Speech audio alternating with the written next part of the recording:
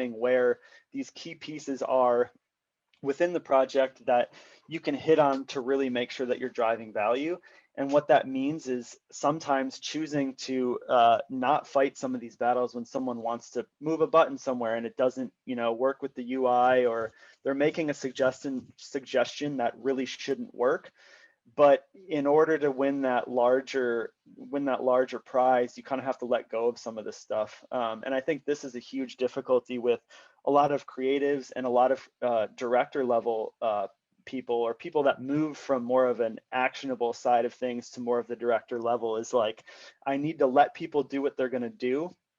And if it's not worth the battle or trying to explain and the time communicating, I just have to let it go. Because if you're trying to hit everything, you're just going to drive yourself insane, and you're going to drive everybody insane around you.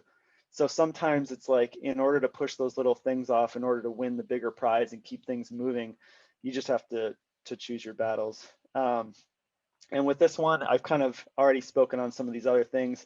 Having informed opinions, being able to take from other pieces of projects and move them into new things, and being able to just talk to someone of like, hey, I did this before and this thing worked, maybe we can try it here. Positioning yourself as more of that partnership, because as a freelancer or an external partner, a lot of times you get put in this position of like, people want to say that you have the answer to everything, and that's just never going to be the case with any human ever. This is a partnership. Both ends are going to be wrong, and so you have to be willing to put that aside, both on your end and on the other person's end. We're going to make suggestions that just aren't going to work, and that's just part of this process. No one's perfect, and that's how it's going to go. But when you position it as more of a partnership, it's more like, hey, I'm in this for the long term, and I'm willing to work through it with you, as opposed to like, oh, I'm wrong, but I don't want to admit it, or hey, I'm wrong, and you need to go find someone else that's right. Because it's just never going to work like that. And through that, I think what I've seen a huge trend in, that I think also is maybe probably the biggest piece of feedback that I can give on this slide, is seeing a lot of this process transition into what I've heard called dual design. And I think this has been pushed through by more of this kind of COVID remote work from home environment, is just being able to, like, in tools like Figma, design things together with someone who maybe doesn't have the technical experience to do it. Or maybe it's like a designer and a writer and a director and a client all in one document at once, spending the time to work through things together.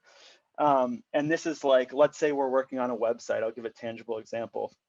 In Figma, you can come in and have the copywriter inputting copy into the document while the designer's laying out other things, while the director is kind of helping guide.